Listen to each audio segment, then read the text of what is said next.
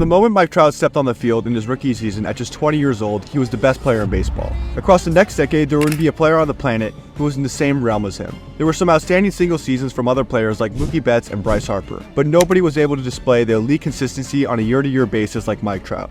He could seriously do it all on the field. You like hitting for average? He did that, batting .310 from 2012 to 2018. You like pop? He averaged 37 home runs per season and a 1.021 OPS from 2014 to 2019. Defense? He's got you covered. 21 defensive runs saved in his rookie year. Base running? How about 49 bags and possibly the greatest base running season ever? From an overall career standpoint, Mike Trout ranks 8th all-time in wins above replacement through a player's age 31 season, and 6th all-time in OPS plus at 174. Despite all of this greatness from Trout, he's only made the playoffs one time in his 13-year career and has 0 playoff wins to his name. How on earth does a player of this magnitude end up with pretty much 0 team success? Was it his fault or was it because of the front office and the players around him? For the first time last season, we finally started to see some actual regression out of him. He posted an OPS under 900 for the first time in his career, along with the increasing list of injuries he's battled over the last couple seasons. So assuming that his true prime is really over, how good was prime Mike Trout? Mike Trout grew up in Millville, New Jersey and played baseball at Millville High School. In his senior year, Mike hit .531 with 18 home runs, which was enough to put him on MLB Scouts' radars. 2009 marked the first telecast of the MLB Player Draft where top prospects were invited to show up, the way NBA and NFL players do. This draft had top prospects such as Steven Strasburg, Zach Wheeler, Mike Minor, and AJ Pollock. However, only one player showed up. It was Mike Trout. After 21 teams passed on him, including the team that would eventually draft him, he was taken with the 25th pick by the Los Angeles Angels. I'm telling you, when you look back at the 2009 draft, what are you going to remember? Steven Strasburg, and you're going to remember Mike Trout. Trout fast-tracked through the minor leagues, crushing it at every level. Across his first 131 games in single A, he slashed .341, .428, .490, which was enough to crack into Baseball America's 2010 top prospect list at 85. When he was promoted to Double A, he got even better, and his performance was really starting to make headlines. By 2011, he was the number 2 prospect in all of baseball, only trailing baseball's biggest prodigy at the time, Bryce Harper. On July 11, 2011, he got the call to make his MLB debut. That year, though, he would be in between levels, spending time in AAA and the majors. He struggled early on adjusting to the big league level, as he posted just a .672 OPS across 40 games. The Angels still thought he wasn't ready, and he would start his 2012 season in Double-A. But after hitting .403 in the first 20 games of the season, he got the call back to the bigs, and this time he was here to stay. Trout launches one out to straightaway center field, giving chase his grip. Mike Trout with another terrific play at the wall. This doesn't get old watching this kid play day in and day out.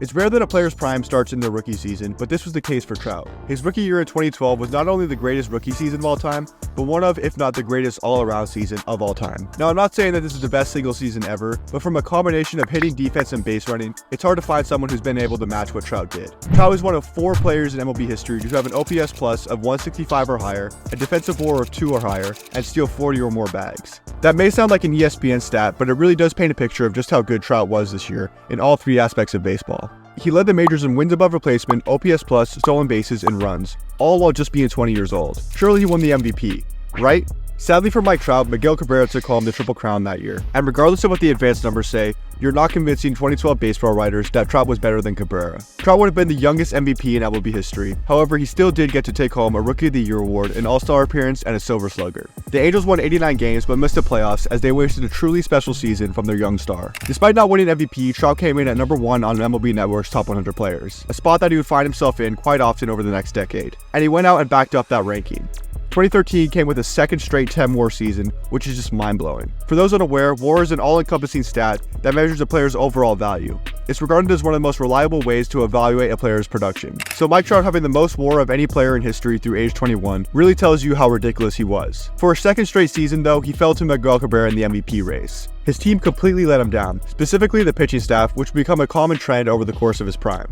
While the offense ranked top 3 in OPS plus, the staff ranked 25th in ERA plus. This ultimately led to the Angels finishing 78 and 84. Mike Trout had now put up back-to-back historic seasons with no team success to show for it. But that would soon change in 2014, where it would all come together for the Angels. They shocked everyone as they won 98 games and clinched the 1 seed in the American League. They were led by a huge season from Mike Trout, in which he took home his first MVP, along with a Silver Slugger and an All-Star MVP award. They headed into the postseason as the 1 seed and matched up with the Kansas City Royals, who were coming off a crazy come-from-behind win in the wildcard game versus Oakland.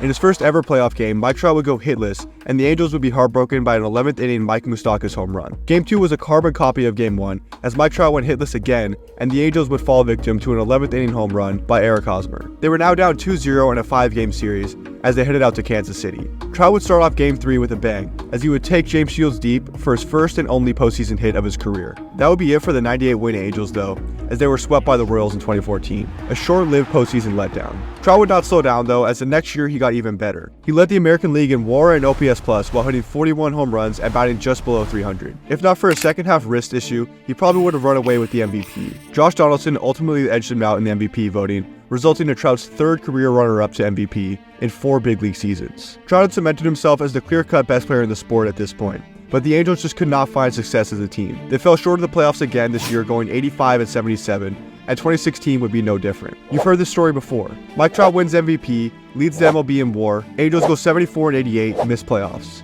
Trout outpaced a ridiculous season from Mookie Betts to win his second MVP in 2016. Through a player's age 24 season, Trout ranks 7th in home runs with 168 and 1st in wins above replacement. This season, however, would be the last time he would ever play over 150 games. It was far from the end of his prime, but soon the health issues would start to arise. On May 28, 2017, Mike Trout tore a ligament in his thumb, sliding into second base, and this would mark the first ever trip to the IL for him. Up to this point in the season, Trout was doing Trout things, posting a .337, .461, .742 slash line, while leading the league in home runs. The infamous 2017 MVP race between Aaron Judge and Jose Altuve likely would have never happened had Trout played a full season that year. He missed 39 games, and by the time he returned, it was too late for the Angels to make any kind of playoff push, as they would fall short for the 3rd year in a row. There would be a new hope for Trout and the Angels in the 2017 offseason though. Two-way Japanese sensation Shohei Ohtani decided to take his talents to Anaheim in December of 2017. Nobody really knew what to expect out of Shohei early on, but what the baseball world did know is that the Angels had a serious talent on their hands. Ohtani would win the 2018 Rookie of the Year, and Trout would have possibly his best season at the plate, posting a ridiculous 198 OPS plus with a .460 on-base percentage. However, Mookie Betts ran away with the MVP award, and the Boston Red Sox cruised their way to the World Series. Trout and Mookie have battled it out for MVP in 2 out of the last 3 seasons now, and with Mookie taking it home in 2018, people started to wonder if he was coming for Trout's throne at the top. From 2016 to 2018, they were pretty comparable by the numbers, but heading into the next season, Trout would still find himself at the top of MLB Network's annual player rankings. Again, he defended his throne, becoming just the 11th player in MLB history to win 3 or more MVP awards. He had 45 home runs and drove in 104, along with a league-leading 1.083 OPS. Even with a huge year from him, the Angels would only manage to win 72 games. It was depressing to watch such a talent go to waste. People started asking questions at this point now. Mike Trout had all these accolades, but no team success to show for it. They questioned his clutch gene, which was total BS. Mike Trout finds himself around the top of any leaderboard regarding a clutch situation. Whether it's high leverage, runners in scoring position, late innings, it doesn't matter. Since entering the league, his .961 OPS in the last 3 innings of games leads the MLB. Baseball is a team sport, and Mike Trout only gets to hit 4 times a game. It takes a full roster to be successful, and the pieces put around Trout across his prime were simply not good enough. Jumping forward to 2021, Mike Trout was on a tear through the first 36 games of the season. Then, a calf strain would set him to the injured list. And while it was assumed that he'd be back later in the year, complications with the calf never allowed that to happen. He played just 36 games that year, and we were robbed of a year in his prime. There was a bright spot in all of this though, and it was Shohei Ohtani blossoming into the star we know him as today. Ohtani hit 46 home runs at the plate while pitching to a 3.18 ERA on the mound, en route to his first MVP award. And while the Angels were pretty bad this year, there was hope that a healthy Ohtani and Trout could find success the following season. And early on, it looked like it was possible. For the first time in years, Angels fans were watching a good baseball team. Reed Detmers threw a no-hitter, Anthony Rendon was actually on the field, Ohtani had blossomed into an elite pitcher, and Mike Trout was playing some of the best baseball of his career. A win over the Texas Rangers on May 24th put them 1 game back of the Astros for the division lead. They were 10 games over 500. Then it all came crashing down. The Angels infamously lost 14 games in a row, in some of the worst ways you could imagine. 7 of these 14 games were lost by just 1 run.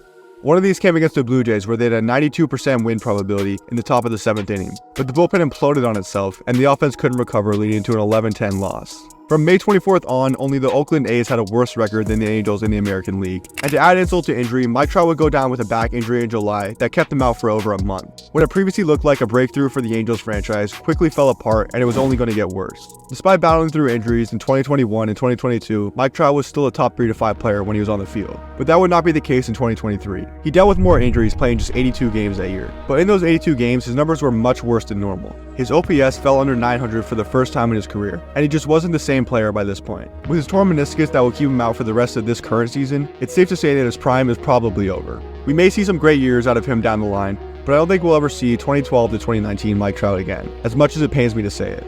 Across his best seasons from 2012 to 2019, nobody was even in the same stratosphere as him. Trout put up 70 wins above replacement in just 8 seasons. Through that 2019 season, or his age 27 season, he was the all-time leader in WAR, ahead of guys like Ty Cobb, Mickey Mantle, and Alex Rodriguez. I don't think people truly realize just how good Trout was in his prime, and it's a shame that injuries derailed him from the GOAT pace that he was on. Right now he sits at 30th all-time on the WAR leaderboards. If we can just see a few semi-healthy years out of him as his career winds down, he could easily crack 100 career WAR. If he can get there, you can then make the argument from an all-time standpoint that he deserves to be in the top 10 based on the numbers he put up in the limited amount of time we saw him on the field compared to his peers. Considering that the era that Trout played in was the highest level of skill we've ever seen in baseball history, it makes what he did even more impressive. It's a shame the way his career turned out due to terrible luck, but I can say with full confidence that Prime Mike Trout is one of the 9 best baseball players to ever step on a baseball field.